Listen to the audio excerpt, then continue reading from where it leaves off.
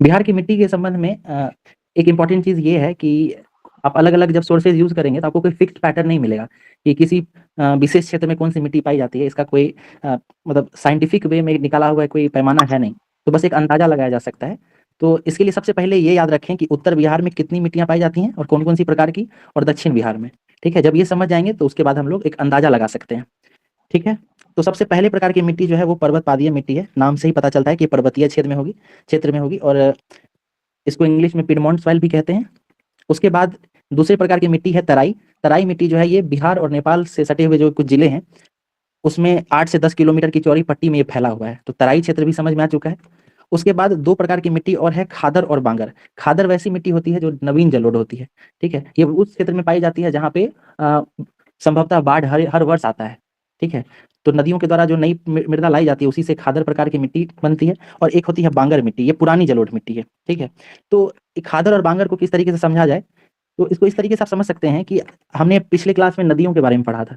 तो जिस-जिस क्षेत्र में नदी बह रहा है, ठीक है? जैसे यहाँ पे देखिए गंडक नदी है, यहाँ पे बूढ़ी गंडक है, इधर कोसी है। तो नदी के आस-पास का जो क्षेत्र होगा ना, वो सारा जो है खादर मिट्टी का क्षेत्र होगा, ठीक है? उसके बाद यहाँ पे है कमला है, बलान है, बागमती है।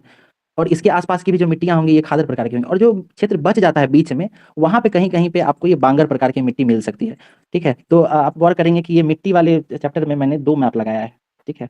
तो ये अंदाज़ा लगा सकते हैं इससे कि आप अलग-अलग जगह पे कौन-सी मिट्टी पाई जाती है। हमने पर्वतपादीय मिट्टी देख ली, तराई मिट्टी देख ली, बांगर, खादर देख ली, और एक देखिए उत्तर बिहार में खादर मिट्टी को ही एक खास प्रकार के नाम से जानते हैं जिसको बाल सुंदरी मिट्टी भी कहते हैं, ठीक है? तो ये 5 प्रकार का जो मिट्टी है उत्तर बिहार में, इसको आप लोग ध्यान रखेंगे। फिर दक्षिण बिहार पे आते हैं, तो सबसे पहला है टाल मिट्टी। टाल मिट्टी भी है, वो गंगा नदी के दक्षिणी छोर पे बक्सर से लेके और यहाँ लास्ट तक, ठीक है?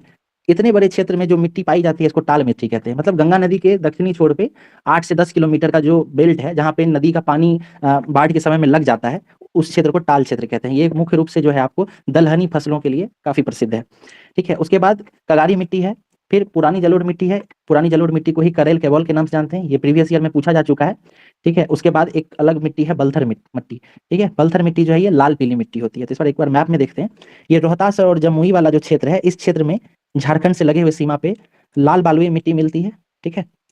उसके बाद इसको ही जो है बलथर मिट्टी भी कहते हैं। फिर इस क्षेत्र में जो रोहतास के ऊपर बक्सर और आरा इन सब क्षेत्रों में जो फैला हुआ क्षेत्र है, यहाँ करेल कैवल मिट्टी पाई जाती है।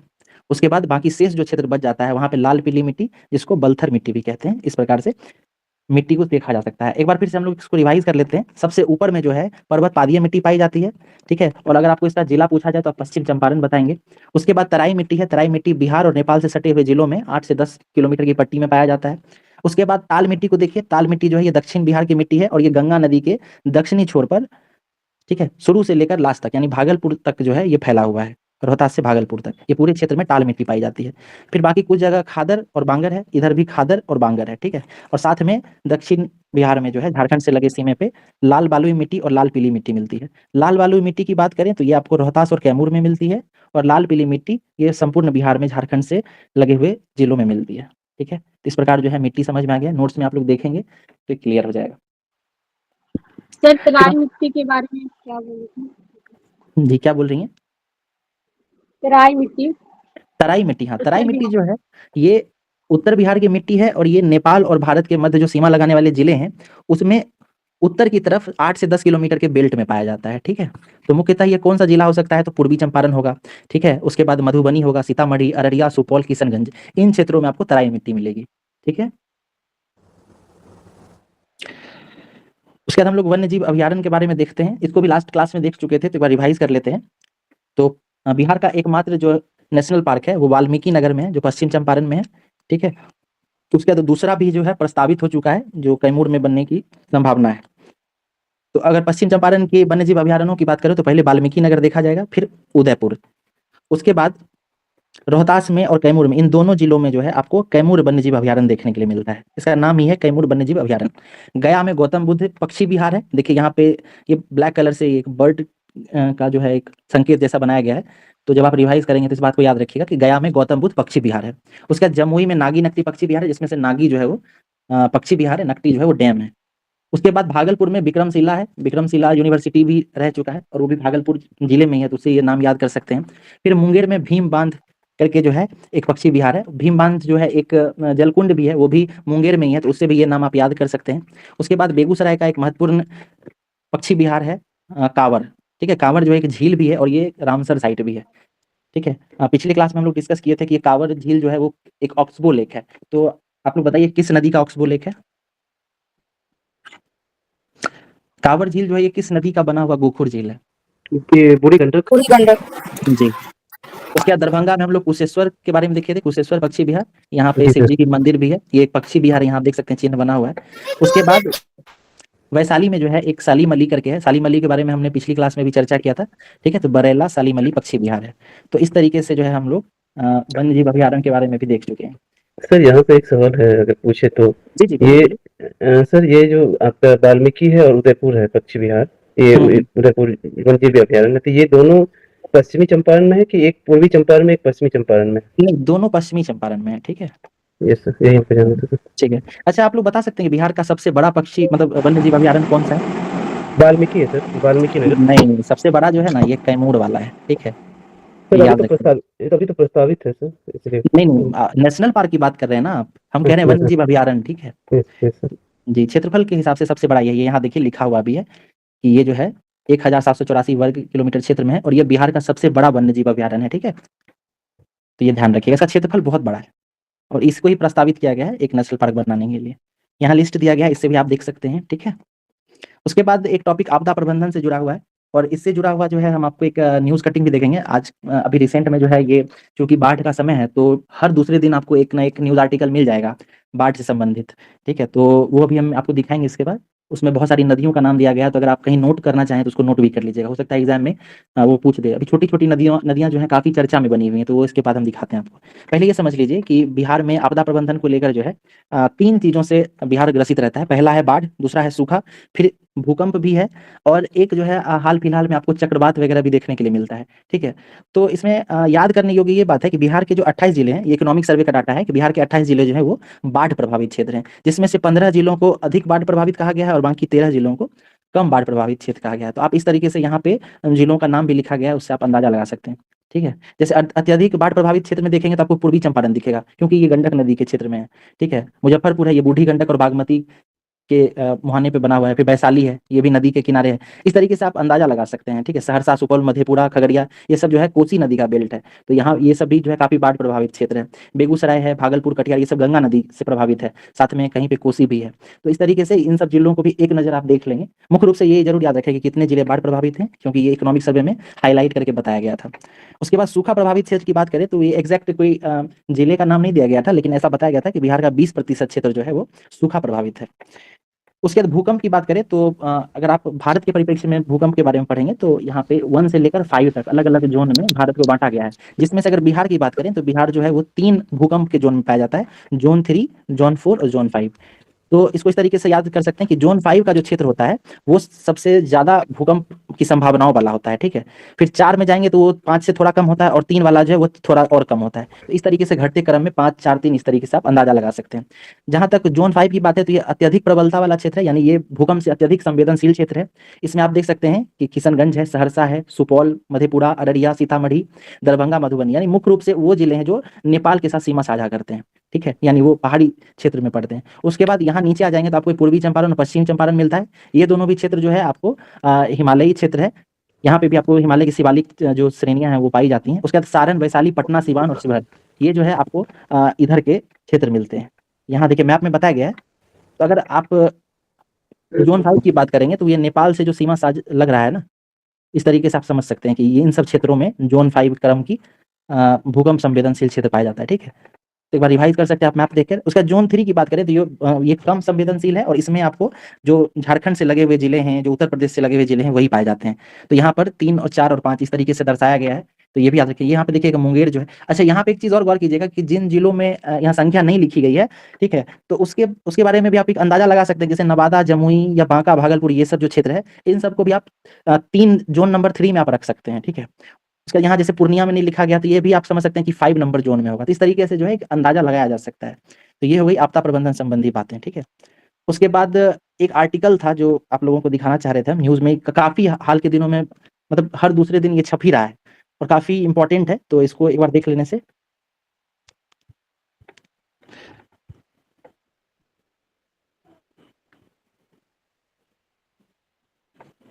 ये दिख रहा है क्या आप लोगों को? जी सर। Yes sir. जी। तो ये देखिएगा अभी हर दूसरे दिन जो है ना आपदा प्रबंधन को लेकर ये आर्टिकल छप रहा है। ये पीटी, मेंस और इंटरव्यू हर मामले में जो है आपको ये काम आने वाला है। तो एक बार इस पे नज़र दे सकते हैं।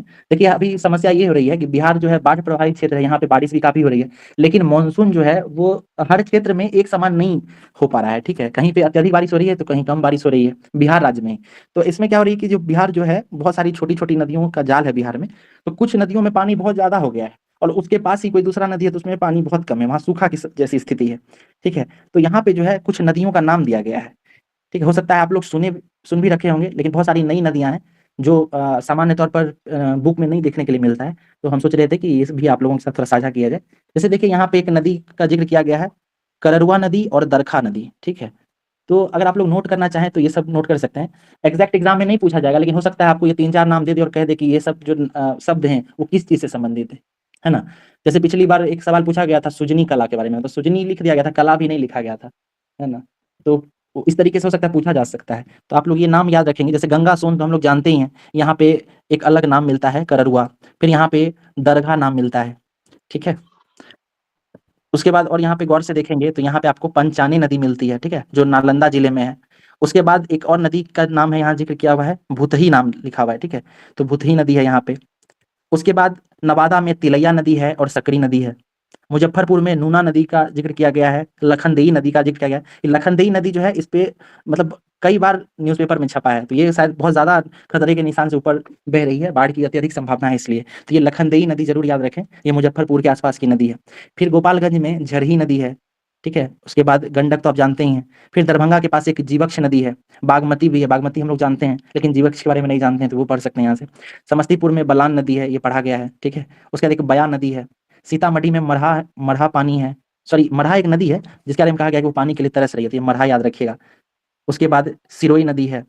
तो इस तरीके से देख सकते हैं कि बहुत सारी नदियों का जिक्र किया गया है। यहाँ देखिए लखनदेई नदी से जो जोड़ के एक फोटो भी दिया है। इस तरीके का बहुत सारा आर्टिकल अभी हाल के दिनों में चल रहा है। तो इसका देखिए यहाँ पंचानी नदी का जिक्र किया गया, ये बिहार शरीफ जिले में है। तो अगर आप लोग अगर चाहें तो इसको नोट कर सकते हैं, नहीं तो नोट्स में जो है हम इसको ऐड कर देंगे, ठीक है? तो हाँ जी, बोलिए। सर एक सर सवाल यहाँ पे ये है। आते-आते इसका जो मॉइस्चर होता है ना वायु में, जो मानसून में क्या दरअसल वो जो वायु जो पवन है वो अपने साथ मॉइस्चर लेके आती है ना, तो वो मॉइस्चर जो है वो खत्म हो जाता है, ठीक है? क्योंकि इस क्षेत्र में बारिश करा चुका होता है। तो इसलिए जब यहाँ हवा पहुँचती है मानसून वाली, तो इसमें उतना मॉइस्चर नहीं बच पाता है कि जो सैचुरेशन पॉइंट से पार जा सके, इसलिए इस क्षेत्र में बारिश बहुत कम होती है। और उसी कारण से यहाँ जब बारिश कम होती है तो यहाँ बस नदियों के कारण ही जो पानी आ पाता है ना, वही इन क्षेत्र को सिंचित कर पाता है। और यहाँ पे दक्षिण बिहार में नदियों की संख्या भी बहुत कम है, जैसे एक कर्मनाशा नदी पढ़ते हैं, एक सोन पढ़ते हैं, ठीक है? उसके बाद इधर आप पुनपुन और बागमती पढ़ते हैं, और इसकी छोटी-छोटी सहायक नदियाँ हैं। अब सहायक नदियाँ भी हैं तो उसमें अगर बारिश ही नहीं होगी तो नदियों में पानी ही नहीं भरेगा। पानी नहीं भरेगा तो इस कारण इस क्षेत्र में जल की समस्या होती है, ठीक है? सोन नदी पे जो है इसी कारण से यहाँ पे डेहरी में बांध बनाया गया है। बांध के बारे में हम लोग पढ़े थे, और यही बांध से जो है इस क्षेत्र में और इस क्षेत्र में पानी पहुँचाया जाता है। सर एक क्वेश्चन है, लेकिन ये क्वेश्चन मतलब उसको मतलब इसी रूप में हम पूछें। सर हाँ, हाँ। झारखंड से होती हुई जो मानसून की जो पवनी जो जाती हैं, वो क्या इस क्षेत्र में नहीं प्रभावी हो पाती हैं क्या? हाँ, होती है लेकिन बहुत कम होती है ना, जी, ठीक है? जी। और झारखंड में जो पानी बारिश होती है उसका एक प्रमुख कारण ये भी है कि वो छोटा नागपुर पहाड़ी से घिरा हुआ है ना। हाँ, वहाँ से पठारी से टकराकर वहीं वर्षा हो जाती है, इधर कोई टकराने का फिर है नहीं वैसा कुछ पहाड़ पठार। बिल्कुल, बिल्कुल, है ना? तो हम लोग जब रेनफॉल के बारे में पढ़ते हैं तो 3 प्रकार का रेनफॉल पढ़ते हैं ना, एक ओरियोग्राफिक रेनफॉल पढ़ते हैं, ठीक है? जिसमें वो पहाड़ से टकरा जाता है और फिर यहीं पे एक साइड बारिश होती है, दूसरा शैडो ज़ोन हो जाता है, ठीक है? तो बिहार जो है ना वो शैडो ज़ोन में पड़ जाता है मानसून के। ये जो क्षेत्र है ना वो लगभग कहीं न कहीं शैडो ज़ोन में आ जाता है। इस वजह से इस क्षेत्र में कम बारिश होती है, और वही कम बारिश होने के कारण ही जो है ना ये एग्रीकल्चर जो डिवीज़न देखते हैं हम लोग, कृषि जलवायु क्षेत्र, तो ये क्षेत्र भी उसी हिसाब से बाँटा गया है, ठीक है? यहाँ पे जो ज़ोन 3 ये देखते हैं तो यहाँ पे बारिश होती है, लेकिन कम बारिश होती है, और इसकी अपेक्षा में यहाँ और कम बारिश होती है, ठीक है? इसीलिए इसको 3B रखा गया है, और ये पूरा 3 रखा गया यानी इस क्षेत्र में बारिश कम होता है, ठीक है? और अपेक्षाकृत इधर थोड़ी बहुत और कम होती है, इधर थोड़ा ज़्यादा होता है। इस तरीके से बिहार का विभाजन किया गया है, ठीक है? हाँ, और कोई सवाल आप लोगों का है तो? बिहार का भूगोल जो है आज खत्म हो चुका है, ठीक है? अब हम लोग जैसा मैनेजमेंट की तरफ से कहा जाएगा, ज्योग्राफी कहा जाएगा, या फिर अगर बिहार को ही आप लोग चाहेंगे, इसका इकोनॉमिक्स बचा हुआ है, इसका पॉलिटी बचा हुआ है, हिस्ट्री बचा हुआ है, ठीक है? उस तरीके से आगे कवर किया जाएगा। आज अभी आपदा के पहले क्या बताए थे सर? कुछ बताए थे क्या? कब मैम? ये मेरा थोड़ा सर इसमें मतलब कुछ होगा। सर इसमें एक चीज़ जो है सर हम ऐड करना चाहेंगे, सर इससे पूछ रहे हैं। जी, बोलिए। कभी-कभी सर देता है कि कई तरह की नई जो है ना नदी परियोजनाएँ चल रही हैं। तो बिल्कुल। बाँधों का ज़िक्र जो है होना जो है ज़रूरी हो जाता है। जैसे कि अभी बीच में फरक्का बाँध को लेकर के जो स्टेटमेंट आया था और ये 2-3 साल पहले जब ये खासकर पटना में जब बाढ़ की स्थिति दयनीय हो गई थी, तो उस समय भी जो है ये जो है फरक्का बाँध को लेकर के आया था। तो ब बिहार में जितने भी बाँध हैं और उनकी क्या-क्या स्थिति है, तो कभी वो क्वेश्चन बन सके, तो हमको लगता है कि एक बार सर इस पर भी ध्यान देना चाहिए। हाँ, बिल्कुल, लेकिन ये जो है ना मेंस के एस्पेक्ट से आपको ज़्यादा इम्पोर्टेंट नज़र आ रहा है, ठीक है? प्रीलिम्स में बाँध को लेकर ऐसा कोई विशेष सवाल बनने का संभावना है नहीं, बशर्ते कि वो अगर न्यूज़ में है, ठीक है? और हाल-फिलहाल में जो न्यूज़ आर्टिकल्स देख रहे हैं, है ना? अभी तो देखिए जो समय है ये बाढ़ का ही समय है, तो इस समय बहुत सारा चलता रहता है न्यूज़पेपर में। तो बाढ़ संबंधित ऐसा कोई विशेष न्यूज़ नहीं आ रहा है, ठीक है? बाढ़ की अपेक्षा में वही बारिश को लेकर और नदियों को लेकर 2-3 आर्टिकल छपा था, तो उसमें जो सबसे इम्पोर्टेंट आर्टिकल था वो आज हम आप लोगों को दिखाए हैं। और बाकी अगर बाँध से जुड़ा हुआ अगर कुछ मिलता है ना, तो ज़रूर साझा करेंगे, ठीक है?